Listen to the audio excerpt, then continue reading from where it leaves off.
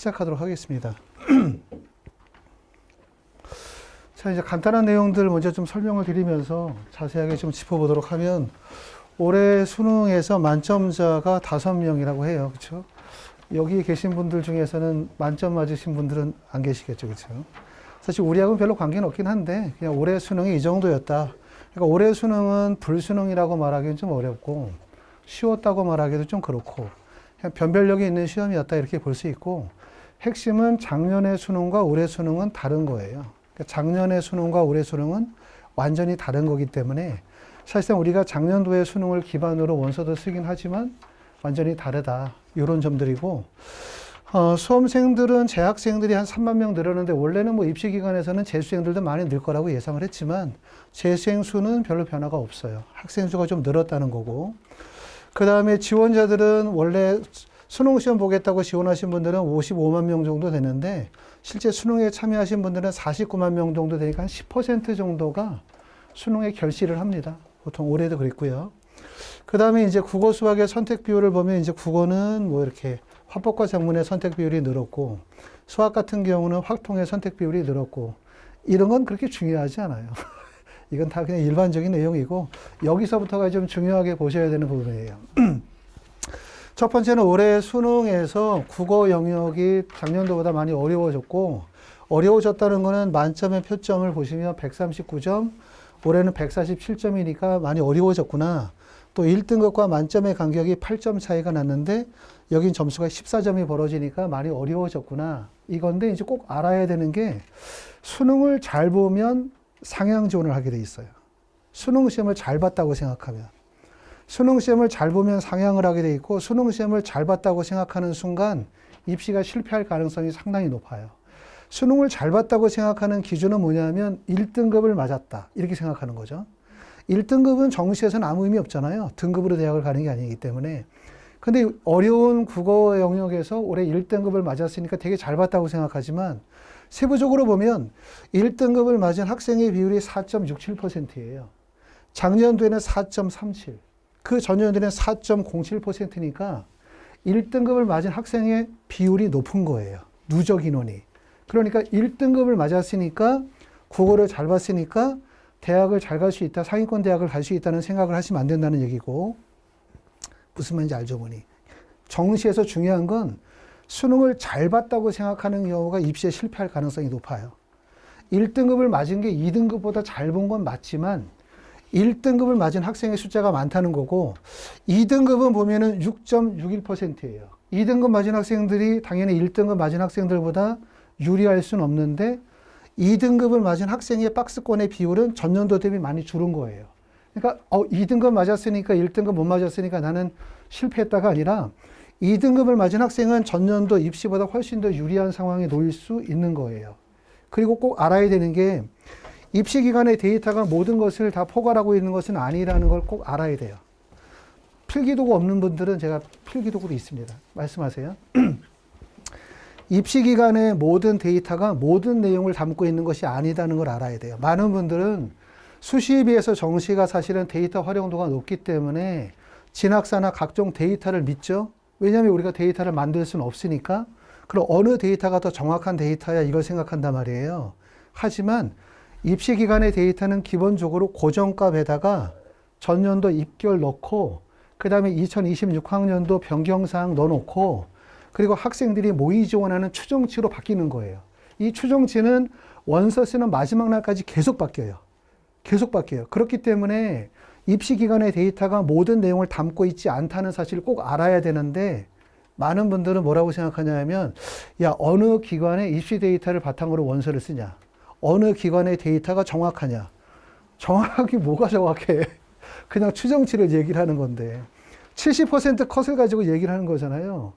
부모님한테 물어보는 거죠. 어디로 가면 서울 가요? 저쪽으로 가면 서울 가요. 다 가는 거예요. 그냥 빨리 가는 길 없고. 그거하고 비슷한 것처럼 입시기관의 데이터가 모든 내용을 담고 있는 것은 아니다. 무슨 말이냐면, 이런 내용들은 부모님들이 다 계산하셔야 돼요. 이거를. 1등급인데 전년도 대비 1등급의 상황이 이렇게 비율이 늘었다는 얘기고, 결국 1등급 구간 내에서도 하위 구간으로 들어가면 원서 지원을 소극적으로 해야 되겠구나. 위험하구나. 2등급을 맞았다고 아쉬워할 필요 없다. 2등급이 전년도 대비 기회 창출이 많겠구나. 3등급은 전년도하고 비슷하지만 4등급 맞으신 분들 계시잖아요. 4등급은 전년도 대비 16.27%이기 때문에 비율이 감소했어요. 그러니까 4등급은 또 나름대로 유리한 지점이 있는 거예요. 이런 부분들이 이제 잘 생각하실 필요가 있다는 말씀을 드리고 있고, 아이고, 죄송합니다.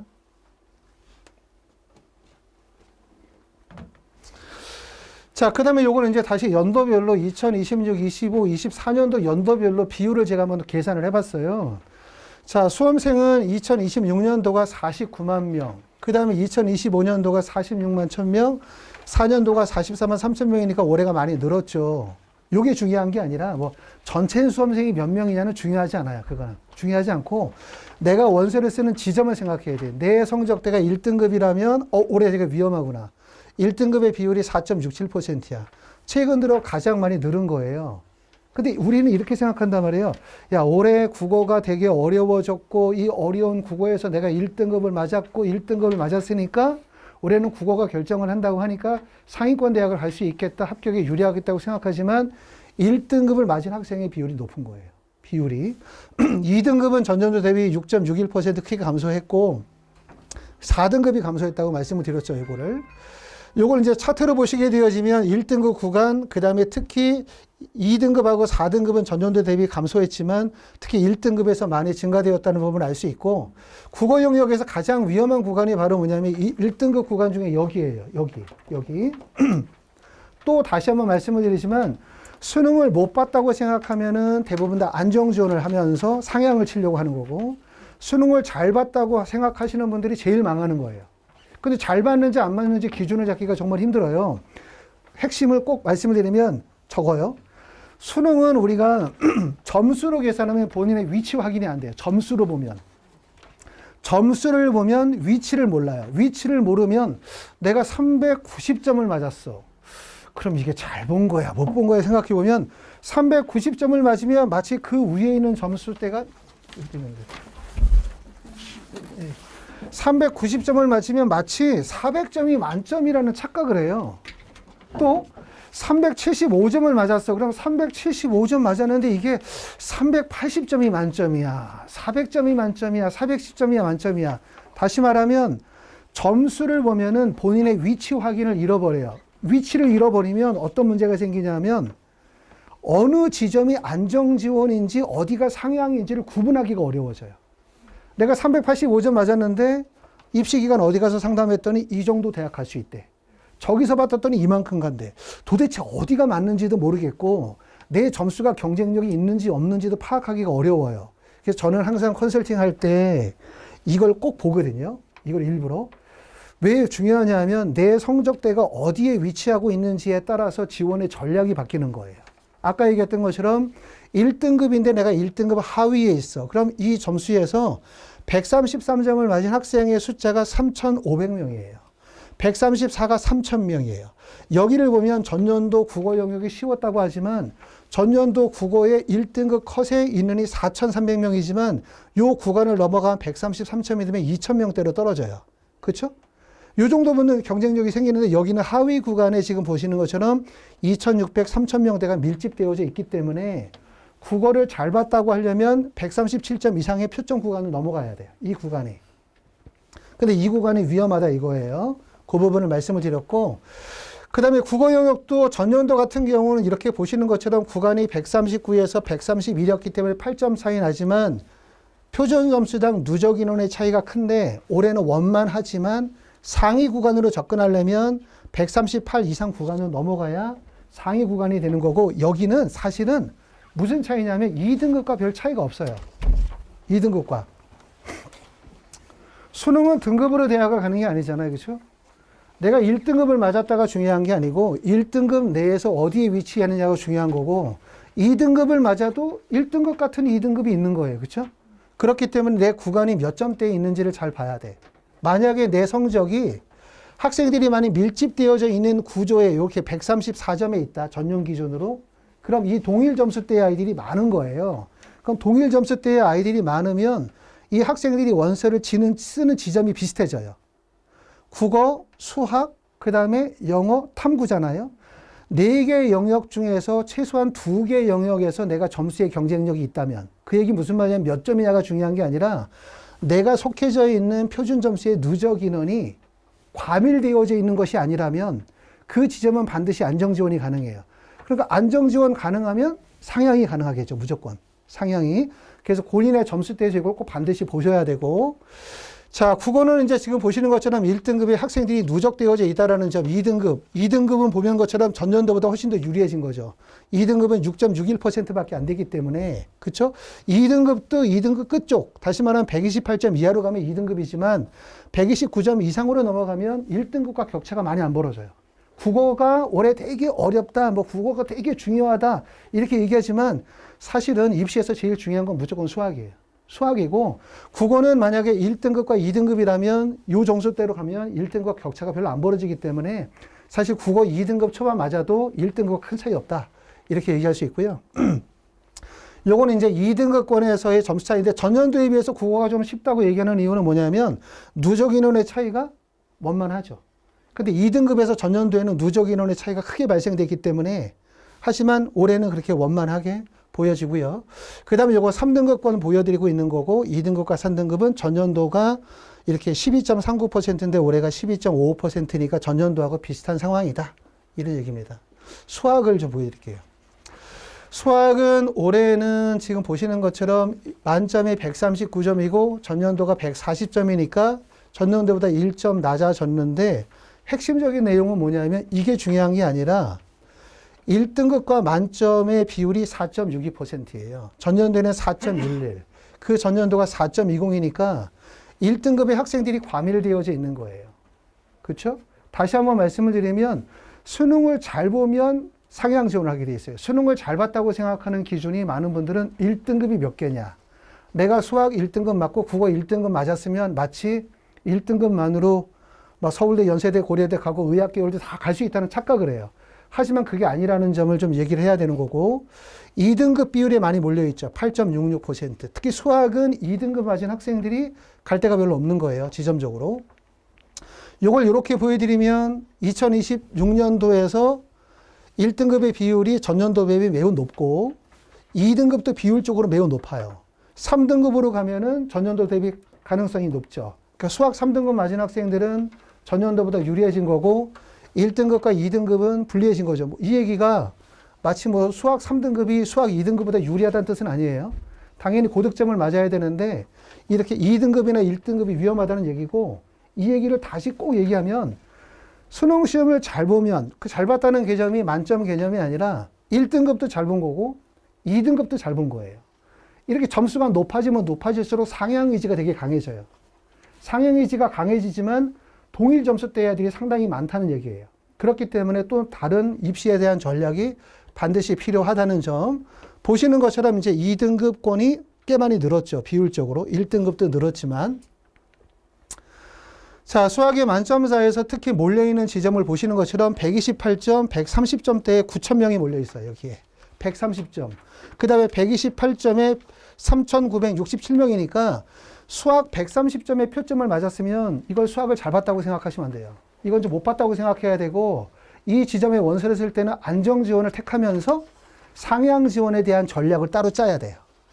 특히 이게 어려운 거는 뭐냐면 이런 성적대가 있으면 입시 기간의 데이터를 따라가면서 원서를 쓰면, 입시 기간의 데이터는 기본적으로 이렇게 AI나 알고리즘 방식이기 때문에 동일 성적대의 학생들이 동일한 지점에 원서를 쓰게 돼 있어요. 반드시. 이쪽에 하나 괜찮아요. 이쪽에 하나 쓸게요. 동일 성적대의 학생들이 동일한 지점에 원서를 쓸 수밖에 없기 때문에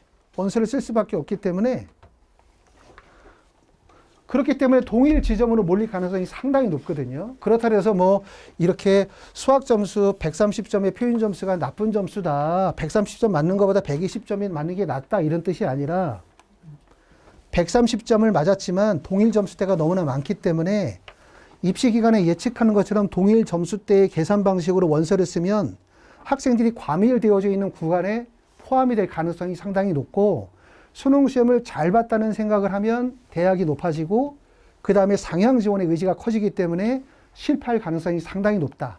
그렇기 때문에 성적이 낮은 학생들보다 높은 학생들이 더 주의를 해야 된다는 얘기를 하고 있는 거고, 올해 특히 어려운 점은 보시는 것처럼 전년도 대비 표준 점수당 누적 인원의 차이가 엄청나게 커요.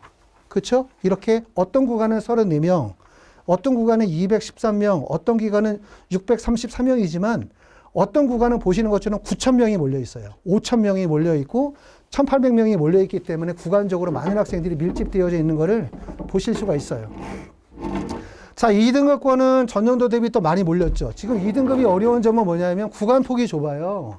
전년도에는 보시는 것처럼 8칸이 구성이 되어 있는데 4칸밖에 안 되고 이 4칸 안에 127점을 맞은 학생이 13,000명이에요. 그리고 125점을 맞은 학생이 9,500명, 124점이 16,000명이 맞았어요, 이거는. 그러니까 이거는 1등급도 1등급 문제지만 수학 2등급 맞은 학생들은 결국 내가 어디를 원서를 쓰면 거기 200명, 300명이 있는 게 아니라 10,000명 이상이 한 지점에 몰려 있는 거죠. 근데 2등급으로 쓸 수 있는 대학을 한번 생각해 보자 그러면, 자, 1등급으로 쓸 수 있는 대학교가 10개다. 그러면 4등급으로 쓸 수 있는 대학은 몇 개냐? 그러면 4등급으로 50개 쓸 수 있어요. 50개. 근데 2등급으로 쓸 수 있는 대학도 많지 않거든요. 수학 2등급 맞고 쓸래? 그러면 수학만으로 생각해 보면 대략적으로 뭐 중경 외시 라인부터 시작해 가지고 다른 과목도 잘 보면 뭐 서강대도 원서를 쓰고 뭐 이 정도 될 텐데, 그럼 중경 외시 라인으로 꼽으면 대학교가 5-6개밖에 안 돼요.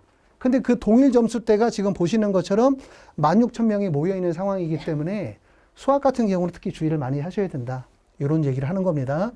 지금 보시는 것처럼 특히 126점을 맞으면 살만하지만 125점이나 특히 124점 또는 127점을 맞으면 누적 인원이 너무 크기 때문에 상당히 위험하다. 이런 점들. 이런 점들을 다시 한번 말씀을 드리는 이유는 이거예요.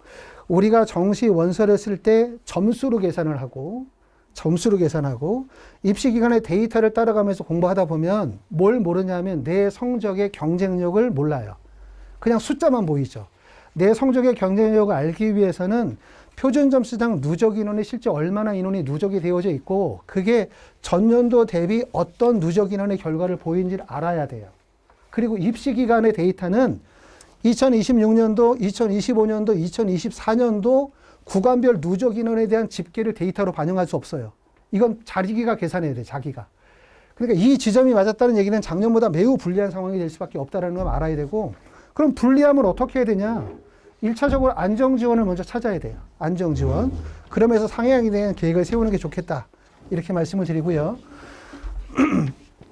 오늘 그래서 오시는 분들이 좀 많아가지고, 그래서 원래 인원을 좀 제한해가지고, 인원을 딱 했는데 조금 있으니까 좀 이해해 주세요. 영어 영역은 올해는 3.11%니까 영어 잘 본 사람들은 좋은 거고, 영어 못 본 사람도 좋은 거예요. 왜냐면 내가 1등급은 안 됐지만, 근데 1등급 맞은 애들이 3%밖에 안 되니까 내가 2등급을 맞아도 괜찮고, 2등급 맞았을 때 13.35%고 전년도보다 비율이 낮으니까 1등급, 2등급까지는 괜찮아요. 근데 3등급의 비율이 높아요. 3등급을. 영어는 어떤 개념이냐면 국어나 수학이나 탐구가 대학을 결정하는 요소예요. 국어 표준 점수, 그 다음에 수학 표준 점수, 탐구 표준 점수 합으로 대학을 결정하면 내가 그 대학이 뭐 세종대가 되든 중앙대가 되든 연세대가 되든 대학을 결정하면 그 다음에 합부를 결정하는 점수가 영어 점수라고 생각하셔야 돼요. 영어가 되게 중요한 점수인데 내가 만약에 A라는 대학의 원서를 쓸 때 점수가 그렇게 많이 부족하진 않아. 그럼 영어의 영향력은 별로 없어요. 그런데 내가 A라는 대학을 상향으로 원서를 쓰는 과정인데 영어 점수에서 격차가 벌어지면 붙기 어려워요. 특히 이제 올해 같은 경우는 1, 2등급은 문제 없지만 3등급에서는 영향력이 크게 발생이 되고, 특히 이제 의학 계열에서는 영어의 구간 점수가 많이 벌어지기 때문에 영어의 영향력이 크고, 일반적인 대학은 대부분 1, 2, 3등급권에서도 큰 영향을 받진 않아요. 탐구는 이제 보시는 것처럼 사탐 쪽으로 많이 이동했으니까 올해 특징적인 부분들은 문과 쪽 학생들은 경쟁이 좀 치열하겠죠. 1차적으로 사회탐구를 선택한 학생의 숫자가 많이 증가했다는 얘기고, 과탐 같은 경우는 과탐을 선택한 학생들이 약 10만 명 정도 줄었으니까 자연계는 그래도 해볼 만한 거예요. 경쟁률이 다운되겠죠, 그만큼. 경쟁률이 줄어들기 때문에 오히려 자연계로 봤었을 때는 표점이 그렇게 높진 않지만 올해, 하지만 자연계 학생들이 많이 줄었다는 거, 과탐을 선택한 학생들이. 문과는 표점이 높았다고 좋아하지만 사실 문과 사탐을 선택한 학생들이 많기 때문에 문과 지원은 특히 주의하셔야 될 것 같고, 보시는 것처럼 이런 내용들이고, 그 다음에 사회탐구는 1등급의 점수가 높은 구간은 73점이나 72점이 나왔으니까 작년 같은 경우는 대부분 다 70점대 이하잖아요. 그 생률만 좀 높고. 근데 올해는 전체적으로 70점대를 놓기 때문에 점수가 잘 나왔고, 물론 이제 만점 맞은 애들은 이런 거고, 만점이 아니라 2등급 구간도 68점대이기 때문에 높아요. 그렇죠? 그 다음에 3등급이 64점, 65점이니까 3등급, 4등급은 비슷해도 1등급, 2등급 윗구간은 점수가 좀 높게 나왔는데 표점 잘 맞았다고 유리해질 필요가 없어요. 그러니까 예를 들어서 작년 2개 과목 표준 점수 합이 130을 맞았어. 65, 65로 해서 130 맞았어. 올해는 132를 맞았어. 의미 없죠. 왜냐하면 학생 수가 많이 늘었기 때문에. 특히 문과 학생들은 원서 쓸 때 사탐을 선택한 학생의 숫자가 많이 증가했다라는 점을 주목해서 원서를 써야 될 것 같다라는 생각이 들고요. 자연계는 과탐은 지금 생명과학을 지배하고 나면 사실 표점 차이가 별로 없어요. 두 과목도. 그렇기 때문에 자연계 학생들은 과탐으로 승부가 안 나는 거죠. 이렇게 되면은 자연계 학생들 중에서 상위권 대학이나 뭐 의학계열 진입하려고 하면 결국은 과탐이나 수학만으로 결정이 안 나고 국어, 영어, 수학, 과탐 모든 과목을 다 잘 봐야 돼요. 모든 과목을. 특히 영어의 영향력이 상위권에서는 클 수밖에 없고, 여기까지 이제 설명한 게 일반적인 입시에 대한 설명을 했고, 지금서부터 이제 설명을 드리는 건 이제 원서 지원에 대해서 제가 설명을 좀 드려보도록 할게요. 추가 합격에 대해서. 원서 지원을 할 때 제일 중요한 첫 번째는 원서 지원의 목적이 뭐냐가 중요해요. 적으셔야 돼요. 잊어버려요. 쓰면서. 원서를 쓰면서 잊어버려요. 원서 지원의 목적이 뭐냐가 제일 중요해요. 목적. 원서 지원의 목적이 뭐냐는 얘기는 원서 지원을 하는 목적이 최초합을 목적으로 삼느냐, 초합을 목적으로 삼느냐에 따라서 지원 전략이 바뀌는 거예요. 원서 지원을 최초합으로 하느냐, 초합으로 하느냐에 따라서 전략이 바뀌게 되거든요. 내가 어떤 대학을 가고 싶으면 제일 먼저 이 생각을 하셔야 돼요. 나는 경희대를 가고 싶어. 경희대를 내가 최초합으로 할 수 있어? 아니면 최초합이 불가능해. 최초합이 불가능하다고 해서 못 붙는다는 뜻이 아니잖아요. 최초합이 가능하다는 얘기는 뭐냐 하면 일반적인 입시기관에 점수대를 대입을 했었을 때 근접하거나 추가 합격 가능성이 높게 발생이 되면 붙을 수 있겠다. 그럼 기다리면 돼요. 기다리면. 줄 서서 그냥. 근데 내 성적대로 그 대학에 원서를 썼을 때 최초합이나 초합이 불가능하겠다. 그러면 줄 서면 안 돼요. 절대로. 줄을 서면. 근데도 불구하고 우리가 일반적인 입시기관 뭐 진학사라고 하면 진학사 사이트를 보다 보면 그냥 무조건 줄을 서게 돼 있어요. 그 사이트를 보고 원서를 쓰면 무조건 줄을 서요. 다른 사람이 붙어야만 내가 붙는 전략이거든요. 그냥 이렇게 뭐 어떻게 좀 앉으세요. 이렇게. 죄송합니다. 그래서 적었죠. 첫 번째는 원서 쓸 때 목적이 중요하다. 최초합이냐 초합이냐. 최초합이나 자연초합이 가능한 범위를 얘기하는 거고, 초합이라는 얘기는 줄을 서서는 못 붙는 거예요. 내가 이 대학에. 그러면 어떤 얘기냐 하면 내가 만약에 최초합을 하려고 하면 내가 점수가 360점이야. 표준 점수가. 국어, 수학, 탐구 점수를 합쳤을 때 360이야. 근데 361점인 대학을 가고 싶어. 붙을 가능성이 있으면 기다리면 돼요. 근데 내 점수가 360점인데 나는 367점인 대학을 가고 싶어. 370점을 가고 싶어. 못 붙겠죠, 이거는. 그렇죠? 못 붙죠. 그럼 이런 거 못 붙어요. 그러면 그 다음에 무슨 생각을 해야 되냐면 최초합을 하려고 하면은 나하고 성적대가 비슷한 학생들이거나 나보다 성적이 근소한 차이로 높은 지점을 노리면 되는 거고, 내가 최초합이 안 되고 초합을 노리면 나보다 성적이 높은 지점을 노려야 해요. 높은 데를. 성적이 높은 데를. 성적이 높다는 개념은 뭐냐면 내 점수가 아까 얘기했던 것처럼 360점인데 361점의 원서를 쓴다? 이 범위가 예를 들어서 최초합이거나 아니면 초합의 범위라고 한다면 내가 만약에 원서를 쓰는데 370점인데 원서를 써. 이거 못 붙잖아요. 그렇죠? 못 붙죠. 이런 데 쓸 때는 뭐냐 하면 어떤 데를 원서를 쓰냐면 성적대가 높은 지점을 원서를 써야 돼요. 성적대가 높은데. 왜 성적대가 높은 데를 원서를 쓰냐면 성적대를 높은 데를 써야 얘네들이 다른 대학으로 빠져나가야 내가 붙을 수 있잖아요. 그렇죠? 그러니까 원서 지원의 목적 첫 번째, 최초합은 내가 붙으려고 쓰는 거고, 추합을 노리면 내가 지원한 지점의 학생들이 다른 데로 빠져나가야 내가 붙기 때문에 성적대가 높은 지점에 원서를 써야 된다. 그죠? 거기에 따라 전략이 바뀌게 되는데, 지금 보고 계시는 내용은 70% 평균과가 최저점이에요. 자, 제가 이제 그 추가 합격 컨설팅을 한 게, 제가 이런 얘기 좀 하긴 좀 그런데, 예전에는 부모님들도 다 뭐라고 생각하냐면, 부모님 세대 때는 담임 선생님들이 너 몇 점이니까 어느 대학 가. 배치표 같은 걸 보고 딱딱딱 집어주면 가는 거죠. 가기 싫어요. 그럼 끝나는 거죠. 가는 거죠. 그냥 가라면.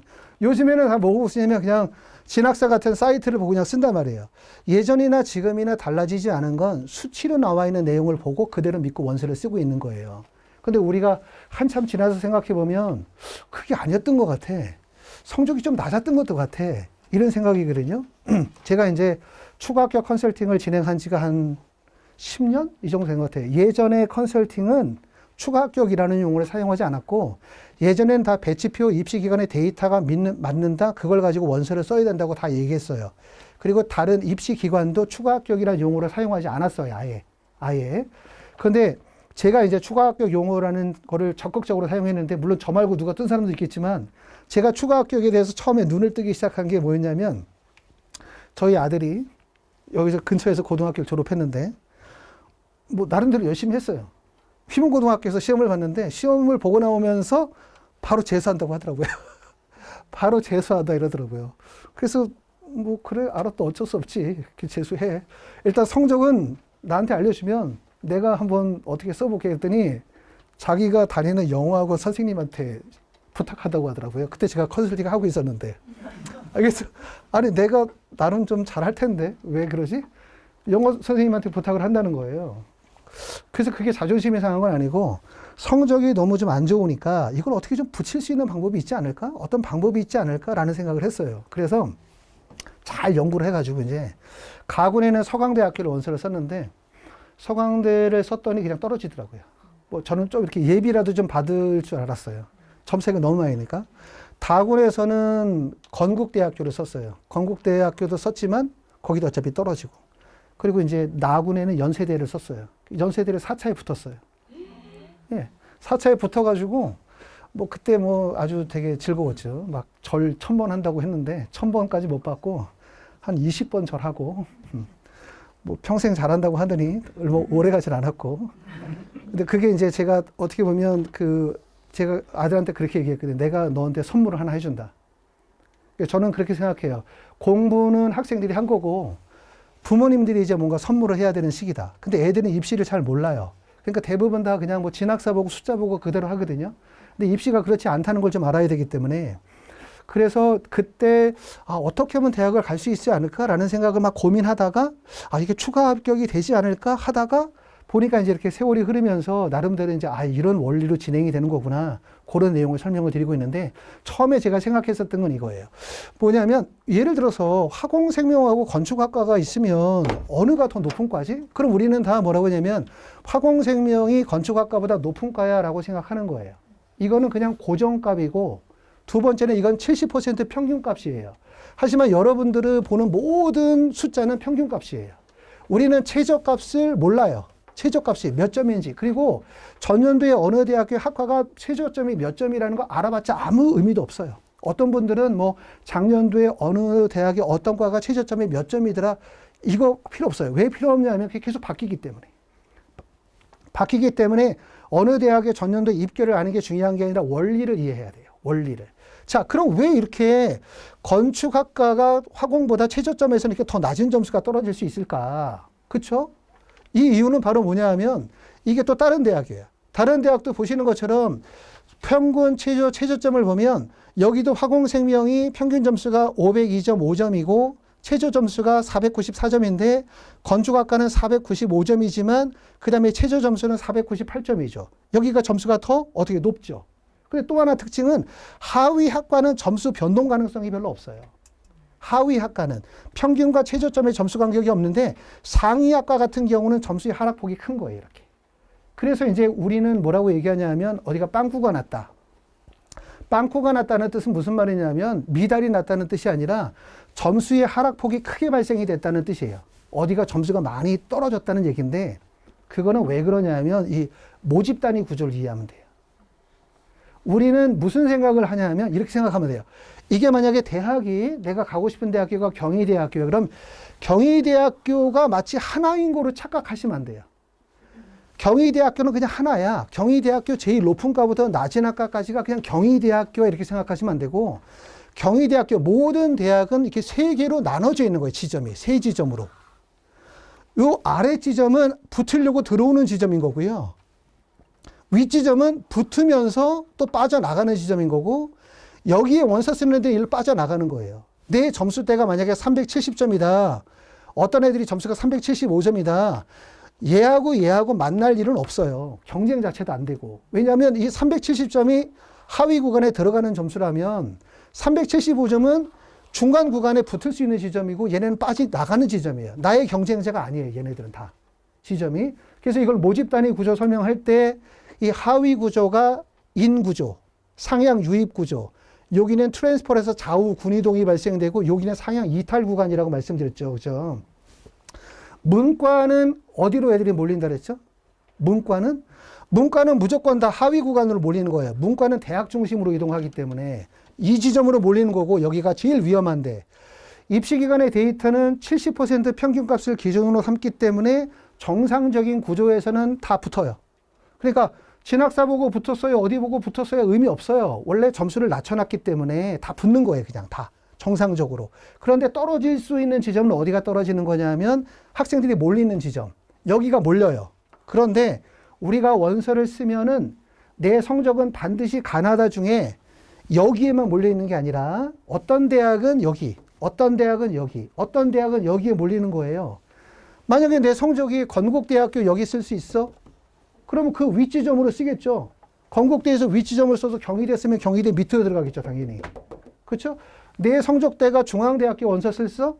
중앙대학교 여기 쓸 수 있어. 윗지점. 그럼 윗지점으로 넘어가면 한양대나 성대로 넘어가면 밑으로 가는 거예요. 그렇죠? 그러니까 가나다군의 원서를 쓰면 이 모집 단위 내에서 아웃이나 트랜스퍼 인 구조화에 반드시 속하게 되는데 문과에서 제일 주의할 점은 하위 구조. 여기. 자연계에서 제일 위험한 데는 어디? 자연계에서 제일 위험한 구간은 여기예요. 여기. 트랜스퍼 구간이 제일 위험하다고 얘기했어요. 왜냐하면 문과는 어떻게 원서를 쓰냐면 여기서 원서를 쓰면 예를 들어서 여기가 건국대학교라면 건국대학교에서 이동하면 가군의 경희대로 되면 경희대 하위 구간으로 그냥 들어가는 거예요. 문과는 그냥 대학 중심으로 이동을 하면 되니까. 그런데 자연계는 하위 구조로 안 들어가요. 여기는. 왜냐하면 여기가 학과가 컴퓨터공학과인데 이쪽으로 가가지고 예를 들어서 보건생명 이런 데 갈 이유가 없잖아요. 그러니까 자연계는 어디로 들어가냐면 일로 들어가요. 자연계. 그래서 아셔야 돼요. 자연계에서 가장 위험한 구간은 바로 요 구간. 중간 구간이 제일 위험한 구간이고 인문계에서 가장 위험한 구간은 바로 이 하위 구간. 여기가 가장 위험한 데예요. 원서를 쓸 때. 입시기관의 데이터는 70% 평균값이고 안정지원의 목적을 두고 있기 때문에 거의 대부분 다 그대로 보고 원서 쓰면 붙는다. 떨어질 수 있는 경우는 어떤 경우냐면 인문계의 유입 구간이 인 구간과 자연계의 유입 구간의 트랜스퍼 구간이 제일 위험한 거예요. 원서를 쓰실 때. 그 점을 잘 주의하셔서 보셔야 된다는 얘기를 하고요. 자, 그 다음에 이제 모집 단위 구조를 제가 유튜브에도 설명을 드렸지만 뭐 이게 생각해보면 이렇게 돼 있거든요. 구조가 다. 이 점을 꼭 다시 한번 말씀을 드리면 마치 대학이 하나라고 생각하시면 절대로 안 돼요. 자, 그럼 우리가 하나의 예로 제가 보여드리는 그 설명해 드릴 자료 중에서 뭐 저런 데 한번 볼까요? 한양대 같은 데 한번 펴보세요. 한양대. 한양대학교가 몇 표 있죠? 예, 한양대학교 한번 펴보세요. 한양대학교.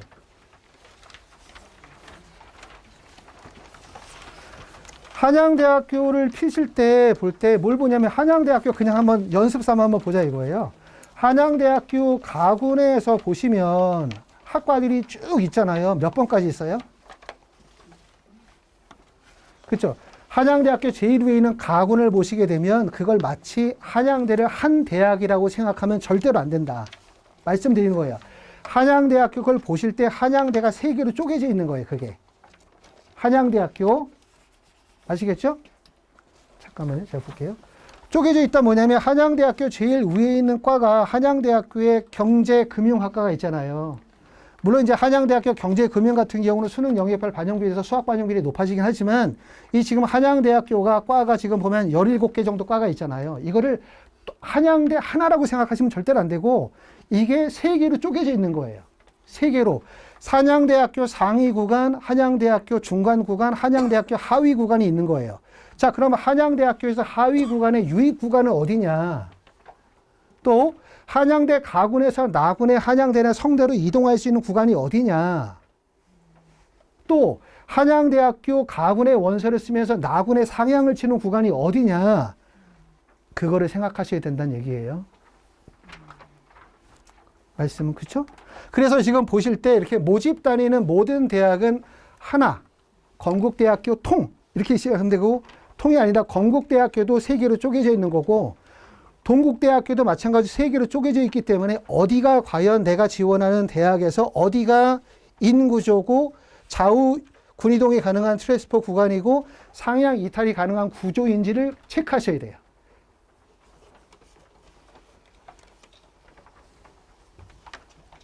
체크하는 방법은 그렇게 어렵진 않아요. 어려운 거는 그냥 쉽게 생각하면 상위 점수대가 상위학과겠죠. 그 다음에 중간이 중간, 그 다음에 여기가 하위. 요거로 보면 상위학과가 어디까지 상위학과야? 그럼 이렇게 체크하면 그냥 막 전기전자 정도까지가 상위 구조일 거 아니에요. 그 다음에 약간 중간 정도 구조하면 기계공학과부터 시작해서 뭐 이렇게 이 정도. 그 다음에 하위 구조는 이 정도 구조가 되겠죠. 그쵸? 요렇게. 하고 원서 쓸 때 가장 위험한 구간은 하위 구조라고 말씀을 드렸어요. 그쵸? 구조를. 제가 하나 말씀을 드리면 특히 원서 쓸 때 제일 위험한 거는 이렇게 하위 구조의 추가 합격 가능성을 기대하면서 뒤에 줄 서는 거. 우리가 모든 입시기관에다 내 성적을 입력하면 입시기관에서 뭘 알려주냐면 나로부터 목표 지점까지의 거리를 알려줘요. 나는 동국대를 가고 싶어. 그러면 네 성적에서 동국대학교 끝 지점까지 동국대학교가 있으면 동국대학교 끝 지점까지 여기까지의 거리가 얼마인지를 알려주죠. 그렇죠? 그런데 입시기관의 데이터가 나는 동국대 끝 지점에서 마이너스 5점이 나는데 나는 건국대를 가고 싶어. 그럼 건국대학교까지의 거리를 얘기해 주진 않죠. 손에 미치는 범위까지만 얘기하고 손에 미치지 않는 범위는 계산이 안 되는 거예요. 다. 근접거리. 이렇게 되면 무슨 문제가 생기냐 하면 나는 가까운 근접거리의 원서를 쓰게 돼 있어. 반드시. 그러면 아까 수학 같은 경우도 보는 것처럼 막 2등급에 밀려있는 애들이 막 16,000명이 몰려있으면 그 16,000명의 아이들이 동일 지점으로 몰릴 수밖에 없어요. 그 숫자를 보면. 그렇죠? 그래서 이렇게 특히 모집 단위에서 하위 구조에 있을 때 내가 만약에 이 대학의 요 끝 지점에 원서를 쓰려고 하는데 50% 정도의 추가 합격 가능성이 있다. 그럼 이 뒤에 줄을 쓰면 안 돼요. 절대로. 못 붙어요. 못 붙어요. 이게 붙으려고 하면 어떻게 돼야 되냐면 내 앞에 있는 70%도 붙어야 되고 80%도 붙어야 돼요. 근데 이 지점은 학생들이 많이 몰리는 지점이기 때문에 어떻게 되면 이렇게 구간 돌파를 해야 돼요. 구간 돌파. 뛰어넘어야 돼요. 뛰어넘어야 되는 이유는 내가 여기에 원서를 쓰면 어떻게 붙어? 예를 들어서 여기가 372점이고 371, 370, 369 나는 368이야. 그럼 우리가 생각할 때는 368이니까 요 끝 지점에 370 쓰려면 여기 써야지 붙지 않을까라고 생각하지만 모집 단위 하위 구조는 학생들이 몰리는 지점이기 때문에 점수가 안 떨어져요. 여긴 다 점수 계산 방식이거든요. 모든 애들이 원서를 쓸 때 가장 전체 모집 단위에서 점수 계산을 철저하게 하고 들어오는 지점은 하위 구조예요. 무조건. 여긴 허수 지원도 없어요. 점수 계산을 통해서 들어오는 지점이고 허수들이 몰리면 윗구간으로 몰리는 거예요. 여기가 점수가 제일 빽빽한 구간이거든요. 여기 쓰시면 안 되고 여기를 써야 돼요. 여기를 쓰면 어떤 문제가 생기냐면 첫 번째 369점은 370점인 학과의 원서를 쓸 거예요. 불림없이. 370점은 붙으니까 여기 쓰겠죠. 371점도 여기 붙으니까 쓰겠죠. 372점이 되면 여기서부터는 대학의 만족도가 떨어지는 지점이에요. 우리가 생각할 때는 야, 너 연세대학교 경영학과 붙었어. 아, 좋겠다. 축하해. 하지만 연세대학교 경영학과 붙은 애는 서울대를 떨어진 거예요. 그렇잖아요? 또 예를 들어 건국대학교에서 제일 높은 과를 붙었어. 그 얘기는 뭐냐면 그 위쪽 대학에 경희대학교나 중앙대 썼다 떨어진 거예요. 다. 그러니까 대학에서 만족도가 가장 낮은 지점은 상위학과가 만족도가 제일 낮아요. 그리고 여기가 이탈 욕구가 제일 강한 거예요. 제일. 벗어나고 싶어 하죠. 그러니까 얘네들이 빠져나간단 말이에요. 그러니까 요 정도 지점이 되어지면 뭐가 되냐면 추합이 발생이 되는 거예요. 추합이. 그러니까 여기 맞은 성적대들이 다른 지점으로 빠져나가면 중간 지점대의 성적대가 없고 하위 지점대의 성적이 나오는 거예요. 요 지점이. 그래서 요걸 이제 더 설명을 드릴게요. 복잡하죠. 자, 여기서 이제 고정값과 변동값이라는 걸 설명을 드리는데 이것도 이제 우리가 원서 쓸 때 참 되게 어려운 게 뭐냐면 기본적으로 이제 우리가 아는 것처럼 어느 대학에서 가장 높은 과야 어디야 그러면 다 누구나 경영학과가 제일 높은 과라고 얘기하고 쭉 내려오면 불어불면 사학과가 낮은 과라고 생각하는 거죠. 이건 그냥 고정값이고 실제 있는 값도 아니에요. 입시를 치르려면 변동값을 적용을 시키면 입시의 원서를 못 써요. 매년 바뀌기 때문에. 그러니까 이거 고정값을 딱 대입을 시키고 그러고 난 다음에 2025년도 이렇게 변동값을 딱 대입을 시키죠. 내가 만약에 이 대학의 원서를 쓰고 싶어 진학사의 원서를 딱 넣으려고 하면 뭐라고 나오냐면 그 대학의 문화인류학과가 작년도에 점수가 685.97점으로 가장 낮은 점수였어. 여기를 써라고 얘기한단 말이에요. 진학사를 보면 전년도 2025년도 대학 환산 점수 기준으로 순위를 알려주기 때문에. 근데 문제는 뭐냐면 이게 고정되어져 있는 게 아니라 어떻게 돼요? 이게 원래 12위에 있었던 거예요. 여기에 이 정도에. 떨어진 거죠. 일시적으로. 올라갈 가능성이 상당히 높죠. 그럼 나는 어디다 원서를 써야 되지? 그럼 여기 있으면 되겠네. 낮은 과 불어불문. 근데 불어불문 학과가 어디 있어요? 여기로 올라가죠. 이렇게. 올라가죠? 그러니까 뭐냐면 이렇게 어느 대학의 모집단위 내에 내 성적이 포함이 되면 원서를 쓸 지점을 찾기가 불가능해져요. 그렇지 않을까요? 내 성적으로 어디를 써야 될지 몰라요. 성적이 낮으니까 불어불문학과 써야 될지 아니면 원래는 불어불문이 낮은 과니까 여기 써야 될지 문화인류를 써야 될지 방향을 잡기가 되게 어려운 거예요. 그래서 이 지점에 원서를 쓰려고 하면 뭘 알아야 되냐면 모집단위 구조를 알아야 돼요. 아, 이 대학의 모집단위가 어떻게 구성이 되어져 있고 그 다음에 학생들이 어떤 성적대에서 어떻게 유입이 되면서 이동 가능성이 있을지를 알아야 지점을 찾아냈거든요. 간단히 말씀을 드리면 내 성적대가 이 모집 단위 내에 있다면 붙는 방법은 되게 간단해요. 이거는 모든 대학이 똑같아요. 모집 단위라는 얘기는 뭐냐면 이 학교가 예를 들어서 건국대라고 해. 이 대학교가 경희대라고 해. 내 성적이 건국대나 경희대를 붙을 수 있는 지점에 들어갔다. 근데 이걸 잘못 계산하셔가지고 내 성적은 실제로는 이만큼 떨어져 있는데 잘못 계산해서 여기 있다고 착각하시면 큰일 나요. 내 성적이 만약에 이 끝에 걸려 있다. 그러면 원서를 쓸 때는 하위 학과의 원서를 절대 쓰면 안 돼요. 여기는. 내 성적이 여 끝 지점이 있다고 해서 끝에 쓰면 안 돼요. 여기는 다 밀리는 지점이고 이렇게 구간이 올라갈 수 있기 때문에 맞죠? 그렇죠? 어디를 원서 쓰셔야 되냐면 모집 단위 구조 내에서 이 정도 지점의 원서를 쓰는 거예요. 여기다가. 요 다음에 설명을 드릴게 이 모집 단위의 구조인데 모집 단위가 out, transfer, in 구조에서 요 지점에 원서를 쓰시면 다 붙어요. 이 지점에. 모집 단위 내에 내 성적이 어디든지 포함이 되어져 있어. 특히 하위 구조에 포함이 되어져 있어. 하위 구조에 원서 쓰면 못 붙어. 왜냐하면 이건 변동값이 되게 심하기 때문에. 그럼 여기를 써. 아, 저길 쓰면 어떻게 붙어? 말이 안 되지. 라고 생각하지만 여기가 왜 그러냐면 첫 번째는 요 성적대는 이 대학의 목표가 아니에요. 여기는. 여기에 원서 쓰는 애들의 목표는 여기 지점이 목표란 말이에요. 여기가. 그렇죠? 그럼 이 성적대들이 빠져나간단 말이에요. 빠져나가면 점수가 떨어져요. 여기는 무조건. 그래서 실제로는 점수가 더 낮은 게 자, 평균값으로 얘기해봐요. 평균값으로 얘기하면 하위 구조의 평균값이 높을까요? 여기가 평균값이 높을까요? 그러면 당연히 평균 점수라면 A가 점수가 높겠죠. 당연히. 그렇죠? 최저점은 어디가 낮을 것 같아요?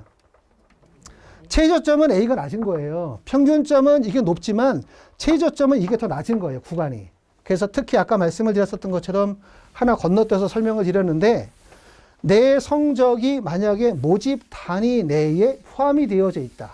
특히 하위 구조에 포함이 되어져 있는 경우는 고정값을 따라갈지 변동값을 따라갈지 예측하기가 어렵고 이게 2024년도, 2025년도로 가면서 계속 술렁이면서 움직이기 때문에 값을 찾아내기 어려워요.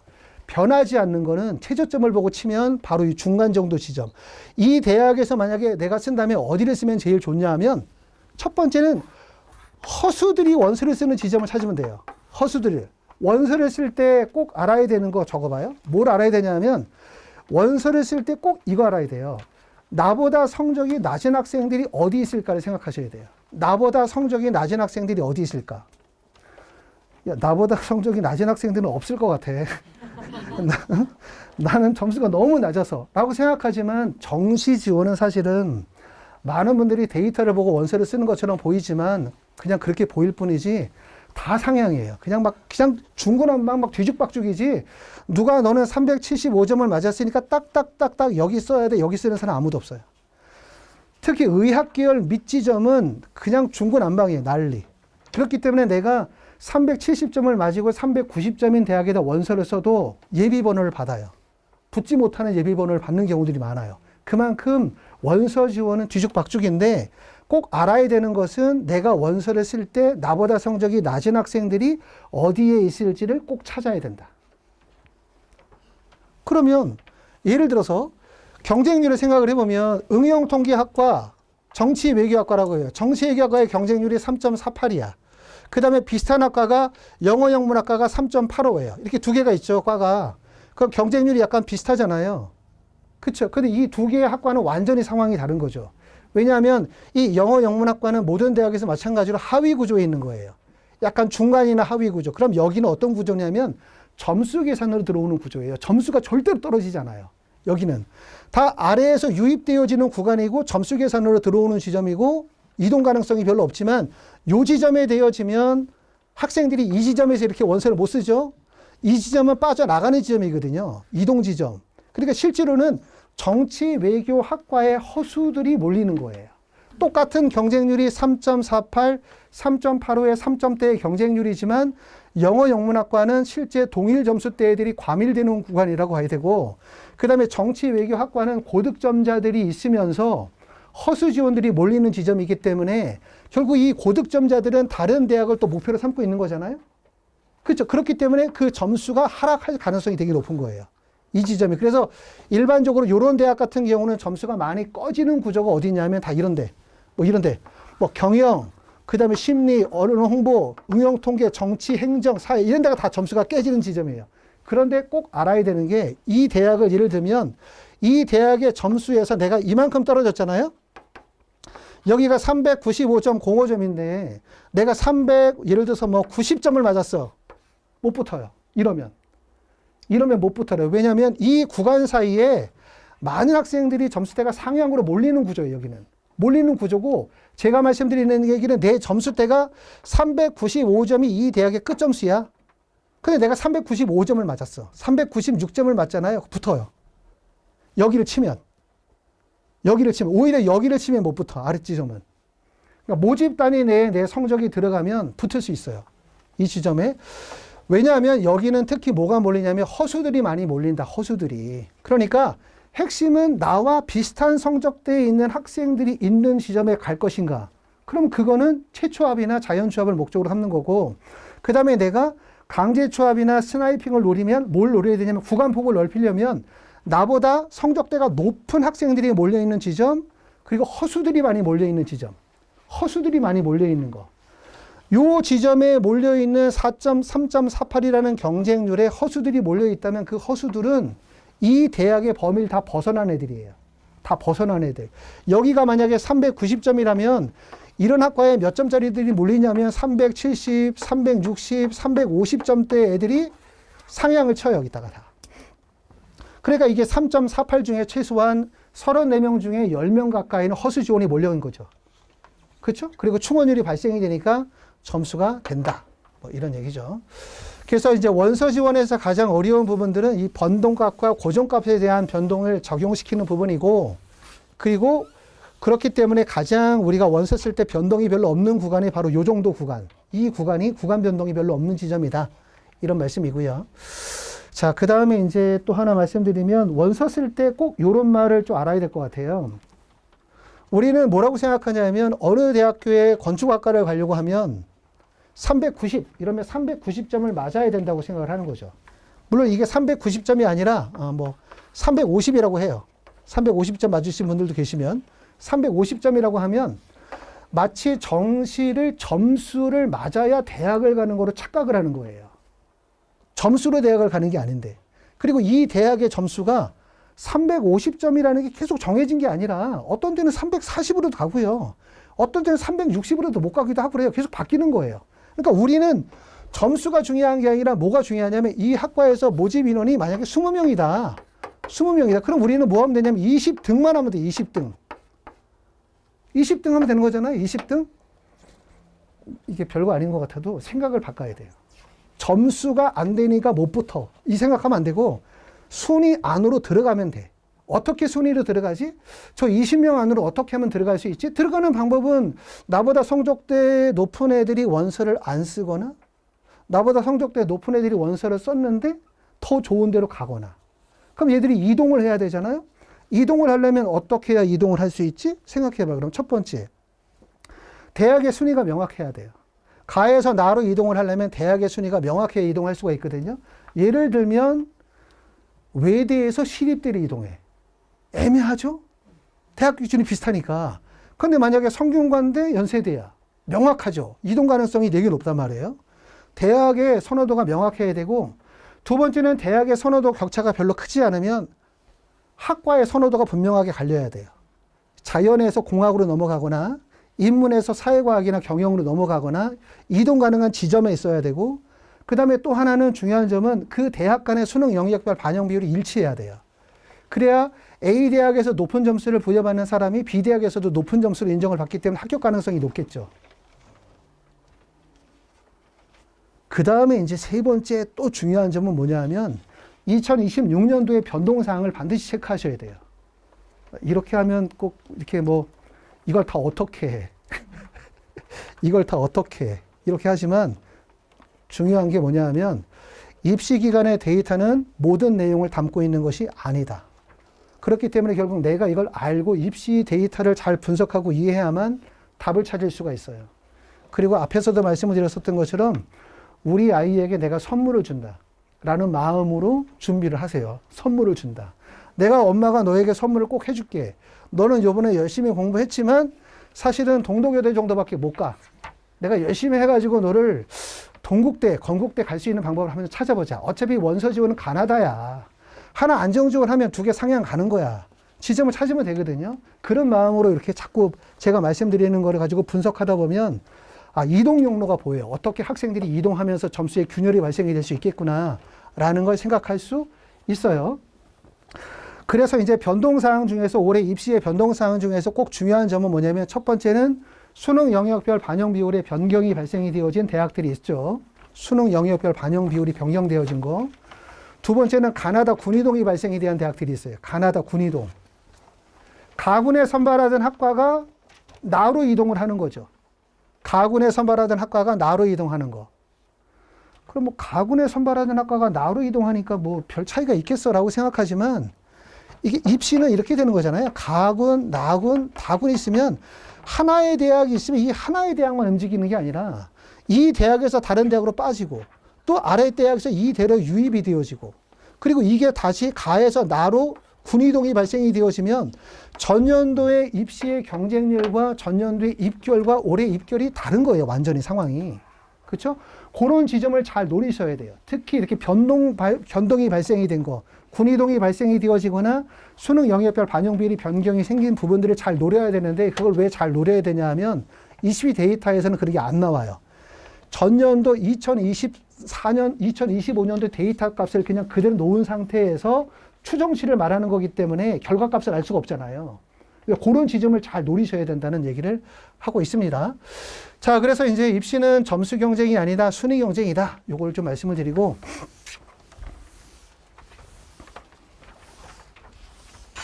자, 그럼 우리가 이제 순위 경쟁에서 순위를 좁히려면 어떻게 해야 되냐?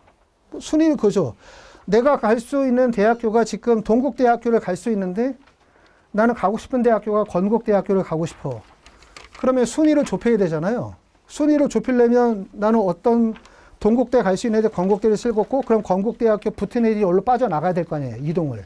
그렇죠? 그러면 첫 번째는 뭘 해야 되냐면 점수 계산하셔야 돼요. 내 성적대에서 실제 건국대까지나 동국대까지의 점수가 얼만큼 거리가 떨어져 있는지를. 점수 계산하는 거는 어렵지 않아요. 그냥 인터넷에다가 점수 입력하면 내가 동국대학교 하위 구간까지 실제 어느 정도 거리가 떨어져 있는지를 알 수 있겠죠. 자, 내가 동국대학교를 원서를 쓰는데 내 성적을 대입해 봤더니 동국대학교 요 정도 지점에 원서를 쓸 수 있대.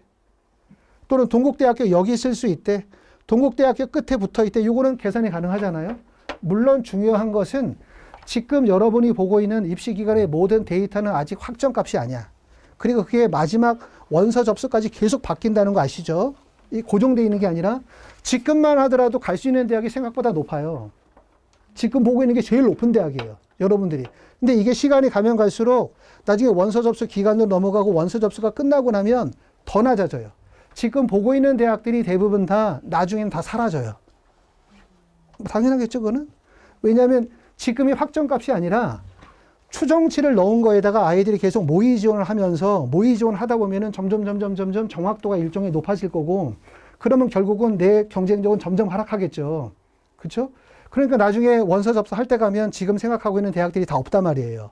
그래서 말씀드린 얘기는 우리가 자꾸 점수로 자꾸 보면 점수밖에 안 보여요. 그럼 점수를 계속 파고 들어가야 돼요. 점수만 계속. 그러다 보면 나중에 가다 보면은 갈 대학이 없어져요. 그 대학만 쳐다보고 있었기 때문에. 분석이. 그래서 좀 넓게 이렇게 보셔야 된다라는 얘기를 하는 거고, 그래서 이제 우리가 추가 합격을 생각하면은 세 가지를 해야 되는데, 첫 번째는 점수 계산. 점수 계산은 목표 지점까지 정확한 거리 측정해야 되고, 이를 통해서 내 성적이 목표하는 대학에서 어느 위치에 있는지를 알아야 되고, 그래야만 전략을 세울 수 있고, 두 번째는 위치 확인. 내 성적대가 모집단위 내에 어디에 위치하고 있는지, 이렇게 아웃 구조에 있는지 트랜스퍼 구조에 있는지 인 구조에 있는지 알아야만 거기에 따른 전략을 세울 수 있고, 그 다음에 세 번째는 가나다 군이동 가능성. 군이동이 발생이 되려면 말씀드렸던 것처럼 수능 영역별 반영 비율도 일치해야 되고, 두 번째는 대학 간의 선호도 차이가 발생이 돼야 되고, 학과 선호도 차이가 발생이 돼야 돼요. 그게 반드시. 또 만약에 공학에서 여대로 이동을 하려면 여대에 있는 학과와 연결성이 또 있어야 돼요. 반드시. 그런 부분들을 다 체크하셔야 최종적으로 이게 합격 가능성이 있겠다 없겠다 지점적으로 답을 찾을 수 있습니다. 이제 여기까지 하면 이제 마지막 얘기를 하는 거예요. 그래서 이제 우리가 원서 쓸 때, 정시 원서 쓸 때는 뭐 추가 합격 이렇게 얘기하면 어떤 분들은 야, 누가 그렇게 원서를 쓰냐. 뭐 진학사에 보면 다 자료 나오고 데이터 다 나오는데 그거 가지고 원서 쓰면 되지. 무슨 말도 안 되는 소리를 가지고 하냐 이렇게 얘기하지만, 앞에서도 말씀드렸던 것처럼 마치 모든 기관의 입시의 데이터가 모든 거를 다 포괄하고 있고 모든 걸 다 다루고 있고 나에게 필요한 모든 정보들을 함축적으로 담고 있다고 착각하시면 안 돼요. 그냥 입시 데이터는 그냥 장사예요. 그럴듯하게 보일 뿐이죠. 그리고 맞출 수가 없죠. 계속 변동되고 있기 때문에. 그렇기 때문에 우리가 입시의 데이터를 기본적으로 활용해야 돼요. 왜? 그걸 알아야만 내 성적에서 목표하는 데까지의 거리나 지점들을 정확하게 잡을 수 있기 때문에 활용하지만, 내가 이 정도 대학 갈 수 있어. 여기까지 알면 돼요. 그거로. 그럼 그 다음에 전략을 가나다군에서 상향, 안장, 적정을 어떻게 계획을 짜지? 그러려면 이런 로드맵을 알아야 돼요. 어떻게 흐름이 연결되고 있는지를 알아야 지점을 찾아낼 수 있겠죠. 그렇죠? 밀폐형 구조와 개방형 구조는 이제 모집 단위는 이 대학이 예를 들어서 뭐 한양대학교다. 이 대학이 뭐 동덕여대다 그러면 하나의 대학의 전체 학과가 전체가 아니라고 계속 말씀을 드렸어요. 이게 다 쪼개져 있는 거예요. 세 개의 구조로 대부분 쪼개져 있거나 아무리 적어도 두 개 정도로 구조로 쪼개져 있어요. 구분할 줄 알아야 돼요. 들어오는 문과 나오는 문이 다르다는 거예요. 들어오는 지점이 있고 나가는 지점이 있고 좌우로 움직이는 지점이 있어요. 대학들이 그걸 잘 구분해 보시면 어느 지점으로 들어오고 어느 지점으로 빠져나가는지를 알아야 돼요. 그런데 밀폐형 구조는 무슨 말이냐면 좌우가 막힌 거예요. 여기가 만약에 나군이라고 하면 가군에서 유입이 불가능하고 다군에서 유입이 불가능하고 가군에서도 못 들어오는 지점이에요. 그러면 이 구조는 상향 지원이 가능해요. 어떻게 상향 지원이 가능하냐면 이렇게 막혔으니까 못 들어오니까 여기가 만약에 376점이라고 하고 내가 360점이야. 그럼 여기가 끝 지점이 370점이야. 자, 그럼 여기서 내가 360점이니까 370점 이 대학 가고 싶으니까 밑에다가 상향 쳐야죠? 붙어요, 못 붙어요? 절대로 못 붙어요. 왜 못 붙냐면 이 지점은 좌우에서 다 유입되어지는 지점이기 때문에 점수 계산으로 들어오는 거예요. 여기가 요 구조가 그 입시 사이드를 가장 많이 보고 들어온대요. 계산을 해서. 점수 계산을 다 하고 들어와요. 왜냐하면 손을 딱 뻗으면 닿을 수 있는 지점을 아주 수치로 계산해 주기 때문에 여기에 다 몰려요. 그러니까 여기에 쓰면 안 돼요. 이 점수는. 이 점수는 어디에 쓰냐면 여기에 쓰는 거예요. 여기를. 위에를. 그럼 말이 안 되잖아요. 왜냐하면 360인데 370도 10점 차이 나는데 거기다가 마이너스 16점 차이 나는 게 붙는다는 게 말이 되냐? 이것도 무슨 생각을 하냐면 자꾸 입시를 점수로 자꾸 생각하는 거예요. 점수. 점수로 생각하니까 야 360점에서 370은 10점이고 이거는 16점이니까 더 벌어지니까 안 돼. 이건 점수 생각이거든요. 여기에 붙는 학생이 만약에 10명인데 아니 10명이 다 376점일 필요가 있어요? 376점을 맞은 학생이 8명이야. 그리고 마지막 합격자는 360점일 수도 있는 거죠. 이렇게. 이게 왜 가능하냐 하면 밀폐형 구조는 좌우 유입이 불가능하기 때문에 자 375점을 맞았다고 계산해 봅시다. 375점 맞은 학생이 376점의 학과에다 원서를 쓸 수 있겠죠. 이 정도는 생각해. 쓸 수 있어. 자 그러면 373점을 맞은 학생은 376점에다 원서를 쓸까요? 안 쓸까요? 쓸 수 있을 것 같죠? 못 쓰는 거죠. 왜 못 쓰냐면 요 대학을 만약에 경희대라고 얘기를 해. 그럼 경희대학교 여기가 사회학과야. 문과에서. 경희대 사회학과에 쓸 수 있는데 나는 경영을 가고 싶네? 경희대 경영에다 원서 쓰는 거죠. 입시기관에서 뭐라고 얘기하냐면 상향. 이거 떨어져. 여기 떨어지면 어디를 가야 되냐면 쭉 밑으로 떨어져서 건국대를 가야 돼요. 근데 건국대 붙기도 어려워요. 왜? 여기 상향을 치면 틀림없이 건국대학교 어디에 쓰냐면 상의학과를 쳤단 말이에요. 원서 지원은 상상은 불가능해요. 그러니까 상향상의 연달아 쓰는 거는 불가능해요. 이렇게 쓰는 거는. 반드시 어딘가 안정지원이 나와야 되거든요. 얘기는 뭐냐면 모집 단위 내에서 375점을 맞은 학생이 376점에다 원서 쓰는 거는 몰라도 374점이나 373점이 376점에 원서를 쓰는 거 불가능해. 그러겠지? 불가능하지. 아니 여기서 또 떨어지면 경희대에서 또 떨어지면 건국대 갈 거야? 건국대 상향이거든요. 이것도. 그럼 더 밑으로 떨어지면 재수예요. 반드시. 모집 단위 내에서는 상향이 불가능하다는 걸 알아야 돼요. 용어예요. 공식. 모집 단위 내에서는 상향이 불가능하다. 모집 단위 내에서는 상향이 불가능해요. 그렇기 때문에 이 성적대는 여기 써야 되고 이 성적은 여기 써야 되고 이 성적 여기 쓸 거고 이 성적도 여기 쓸 거고 이 끝 지점에 있는 애들도 여기 쓰겠죠. 369점을 맞으면 어디 쓸까요? 여기 쓰겠죠. 밑에. 왜냐면 여기 쓰면 추가 가능성이 70% 나온다고 하니까 벗어날 수가 없어요. 여기 쓰는 거예요. 무조건. 나는 어디 쓰냐? 여기 쓰는 거예요. 376점에다가. 그럼 요 지점은 뭐가 되냐면 대학에서 가장 만족도가 떨어지는 지점은 어디일까? A, B, C 중에서 이 대학을 붙었어. 붙었을 때 집에서 막 케이크 이렇게 하고 막 축하 파티하고 그런 학과는 어디일 것 같아요? C죠, C. 여기 붙으면 축하 파티 벌어지는 거예요. 여긴 대단한 거거든요. 정말 진짜 정말 막 눈물을 흘리면서 막 포옹하고 난리 나는 거죠. 여기 붙잖아요. 재수예요, 이거는. 여기 붙으면 재수. 왜 여기를 붙으면 재수냐 하면 야, 경희대학교, 건국대학교, 상의학과, 경영학과 붙었으니까 너무 좋지라고 생각하지만 평상시 얘는 수능이었기 때문에 수시에서는 평상시 모의고사보다는 더 점수가 잘 나왔을 거고 그리고 얘는 정시에서 수능을 못 봤지만 틀림없이 여기를 쓰면서 그 위쪽 대학을 썼을 거란 말이에요. 위쪽 대학을 떨어졌으니까 여기를 붙은 거예요. 그러니까 대학에서 만족도가 가장 떨어지는 지점은 B와 C 지점이고 B, C 중에서 가장 만족도가 떨어지는 지점은 B 지점. B 지점은 학과도 마음에 안 들어. 여긴 차라리 뭐 전기전자, 컴퓨터, 뭐 경영이니까 그런 대로 괜찮은데 여긴 학과가 다 이상한 학과거든요. 뭐 수학과, 화학과, 물리학과 뭐부터 시작해가지고 이런 학과들이기 때문에 여기가 만족도가 떨어지는 거예요. 그러니까 요 지점이 어떤 지점이냐?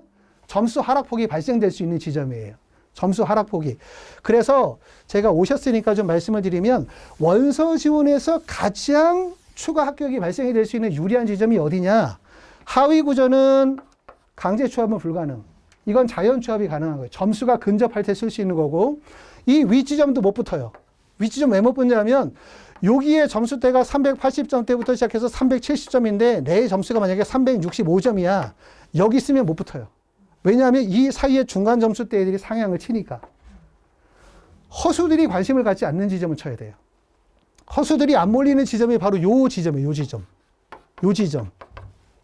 요 지점이 어떤 지점이냐면 학과에 대한 선호도도 높지 않고 충원율도 잘 발생이 되지도 않고 관심을 덜 갖는 지점이 되는 거죠. 하지만 요 지점이 말씀드렸던 것처럼 대학에 애들이 붙었을 때 학과의 만족도가 제일 떨어지는 지점이에요. 여기가.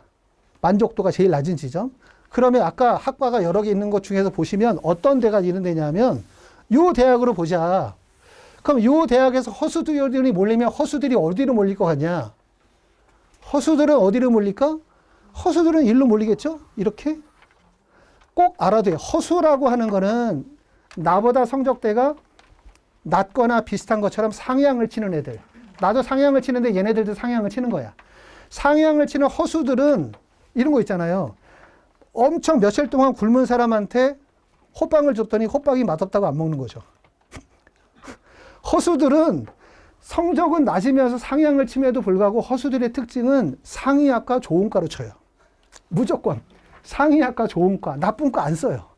허수들은 어디로 몰리냐면 충원율이 높은 전기전자, 기계공학, 산업공학, 신소재 이런 데 가지 물리, 생물 이런 데 허수들 안 몰려요. 이런 데는.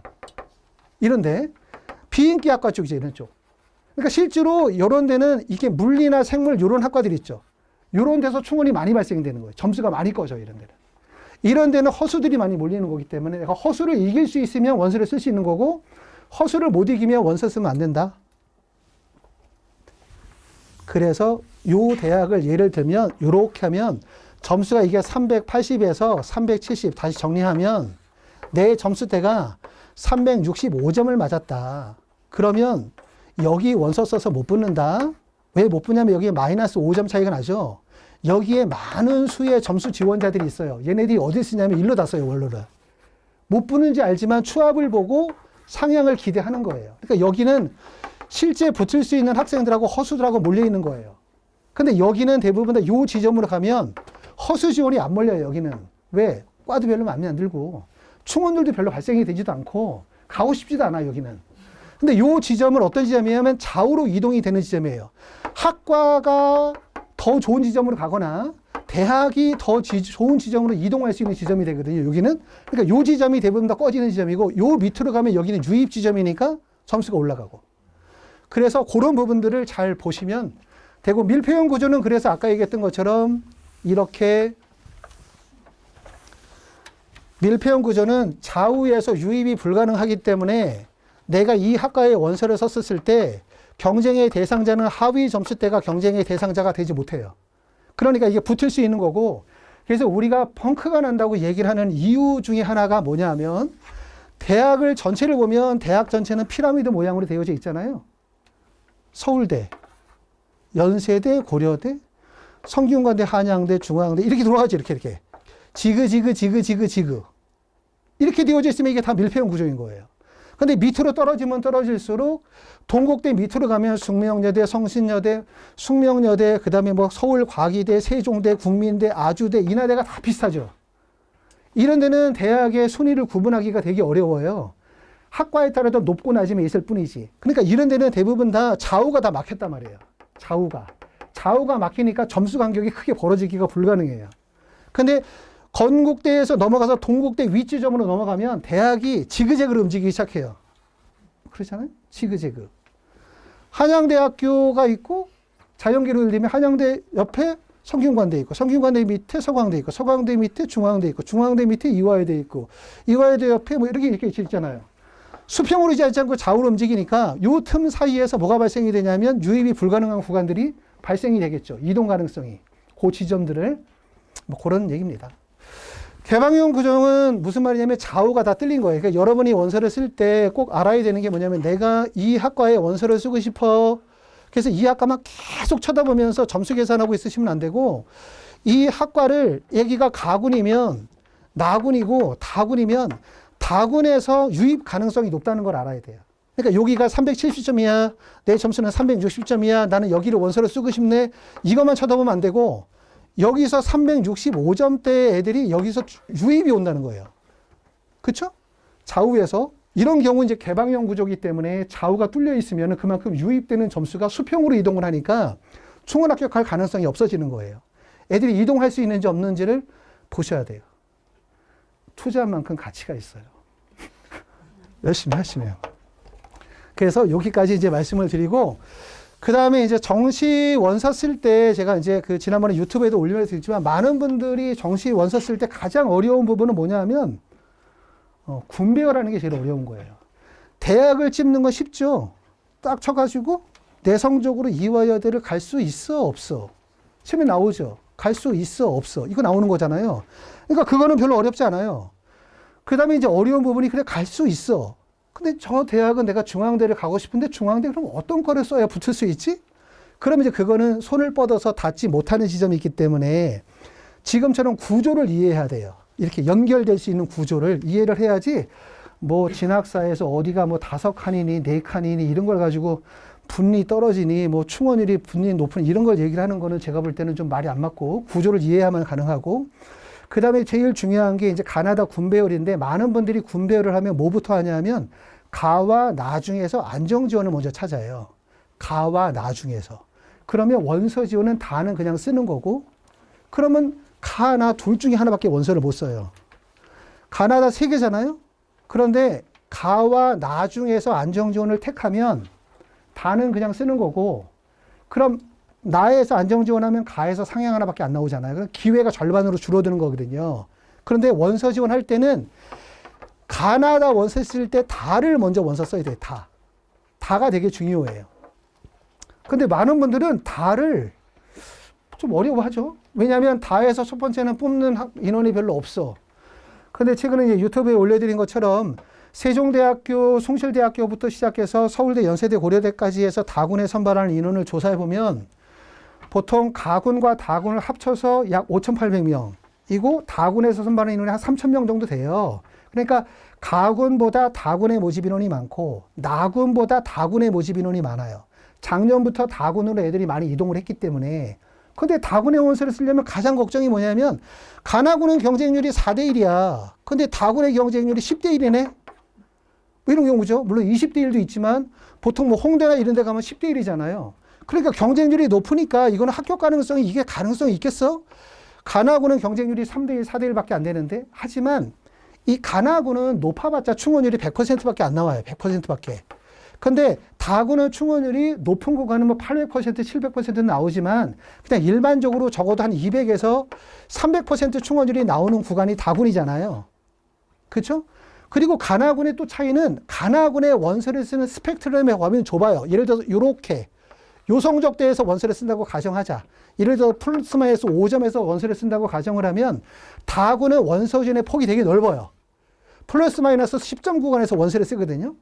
허수 지원이 많이 몰린다는 거예요. 그러니까 경쟁률은 10대 1이라 하더라도 이 안에 허수 지원이 많이 몰리기 때문에, 그리고 충원율이 많이 돌기 때문에 여기서 뭐가 가능하다는 얘기냐면 안정 지원이 가능하다는 얘기죠. 그러면 다에서 안정 지원이 가능하면 어떻게 돼? 가와 나에서 적극적인 상향이 가능해요. 근데 이거는 다는 상향이 불가능해요.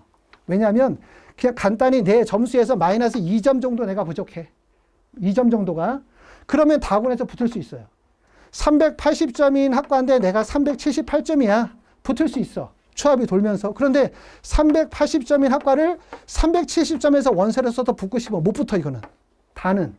왜냐하면 학생들이 허수 지원들이 많이 몰린다 그랬죠. 허수. 허수라는 얘기는 뭐냐면 나하고 비슷한 DNA를 가진 애들이 많은 거예요. 여기는. 상향 치는 애들이. 못 붙어요.